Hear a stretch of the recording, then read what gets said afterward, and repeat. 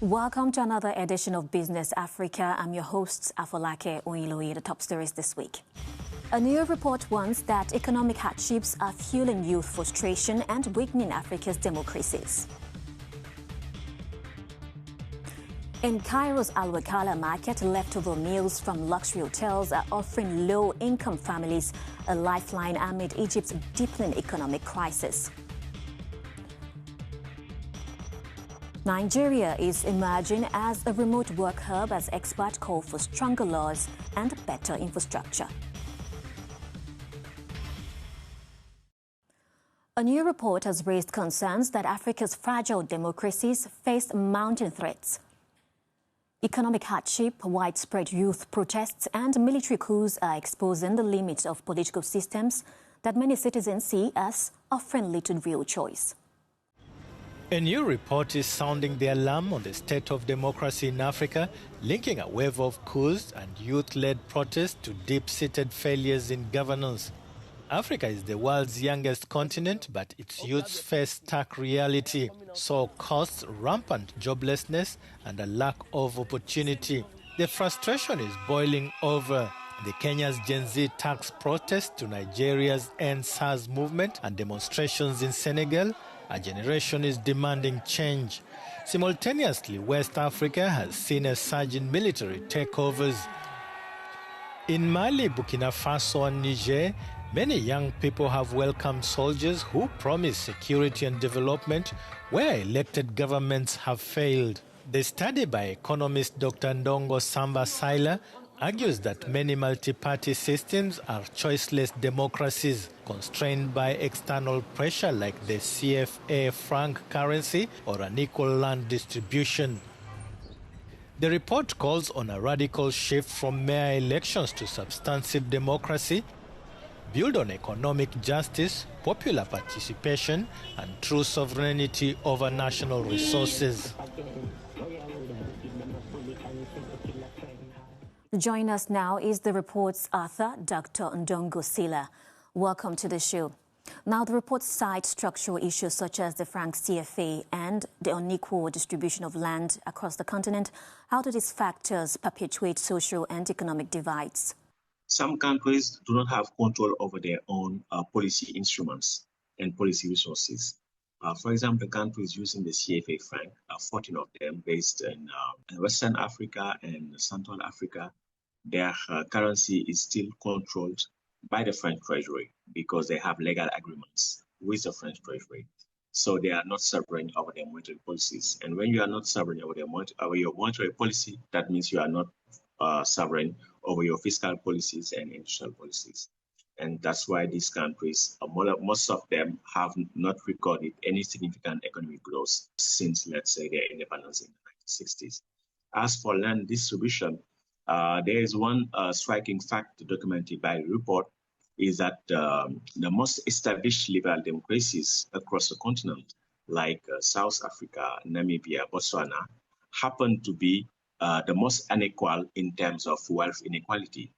And the wealth inequality basically explained by inequality in land distribution. So that means that you could be in a system of liberal democracy, but if you do not have a fair land distribution, this will create, strong economic inequalities, and ultimately this will be an handicap towards the creation of shared prosperity. You link rising youth frustration to the rise in protests and coups across the continent. Tell us more about this. To some extent, yes. Because the young people, let's say those aged between 15 and let's say 25 or 30, they constitute the bulk of our people. Africa is a young continent, and the youth is the dominant trend, the dominant component. It's the demos, as we say. But this youth is generally marginalized by public policies.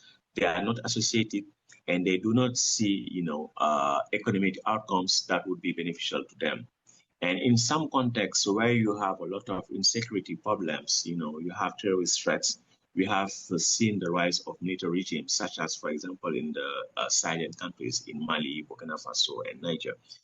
These coups were uploaded by the youth, generally speaking, because they saw that there was some stalemate with the previous regimes of liberal democracies, because this regime did not deliver on security, did not deliver on economic outcomes. So they are expecting that with these new military regimes, maybe something could happen that could be transformative for them. So it's a hope, but we'll see whether that hope will be fulfilled with, fairer economic outcomes and better results in terms of security. Dr. Sila, you advocate for substantive democracy. Tell us about this and how can this be achieved? Yes, the report introduced the concept of substantive democracy to distinguish that with liberal democracy, because liberal democracy is not necessarily conducive to economic justice, are not necessarily conducive to political participation by the masses. So the idea of substantive democracy is to say that African development should be based on popular participation. We have to empower the people to be decision makers in the sense that this increased popular participation will help design policies that will be beneficial to the masses. This is the idea behind substantive democracy. The report does not say that this is feasible now, but we have to make efforts towards that, having the people involved in the political process and also designing policies that would help improve the living conditions of the people. So democracy as political participation, as decision-making by the masses, and economic justice. That is substantive democracy. Thank you so much for those insights. Thank you very much. In Cairo's bustling Al-Wekala market, leftover meals from luxury hotels are providing struggling families with a vital source of food. A stark reminder of how Egypt's economic crisis is reshaping daily survival. Our correspondent went undercover to find out more. In downtown Cairo, Al-Wekala market is among the city's busiest. Every Sunday, for just 3 hours, hundreds of low-income Egyptians gather here to buy second-hand goods and leftover food from upscale hotels and restaurants. Meals once prepared for the wealthy, now sold at prices they can manage. A hotel staffer spoke to Africanews anonymously as the topic is very sensitive. Some hotels informally sell off their buffet leftovers to traders. This food often goes out expired and on street corners without proper storage or packaging. And since it doesn't come through official channels, it carries no registration, no tax record, and no expiration date. For nearly a decade, Egypt's economic crisis has eroded incomes, forcing many to find alternative ways to meet their most basic needs. Economic weakness has taken a heavy toll on ordinary Egyptians. To stretch their limited incomes and secure basic food needs, many have turned to these markets, despite the risks they pose to public health. This market has existed for years, but it expanded significantly after the 2016 economic reforms, when mounting financial pressure pushed more people to rely on it daily.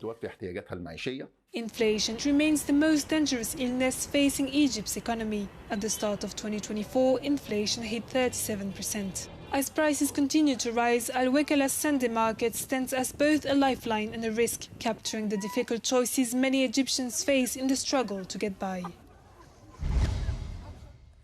Since the pandemic in 2020, Africa has become a frontier for digital nomads. Nigeria's tech ecosystem and young talent are driving remote work growth. But experts say stronger policies and infrastructure are needed. Kule Babs reports from Abuja, Nigeria. Emmanuel Effiong works for a Canadian company without ever leaving his home in Abuja. All I need is my laptop and my internet and I'm good to go. Remote work saves me money because I do not have to commute, so I do not have to go anywhere. With unemployment high, many young Nigerians are turning to remote work to earn a living and connect with global clients. According to research platform Market & Market Report, the global remote workplace market is set to nearly triple by 2027, growing from $20 to $58 billion. Analysts warn that without clear protections, remote workers risk being underpaid or exploited by the very companies that rely on their skills. Experts are calling for updated labour laws that reflect today's digital realities and safeguard the growing remote workforce. We need to upgrade our laws on employment. These laws also need to find ways of creating some kind of inspection. How do we begin to do remote inspection? So we identify those platforms that are providing jobs to Nigerians, digitally, and see how can we monitor them. So far, the government has focused on taxing remote earners. For Nigerians like Emmanuel, better policies could make remote work a sustainable career path, boosting incomes and Nigeria's role in the global digital economy. That brings us to the end of this edition of Business Africa. Thank you for watching. For more stories and the latest updates, stay tuned to Africanews or visit us online at africanews.com. I'm Afolake Oinloye. See you next time.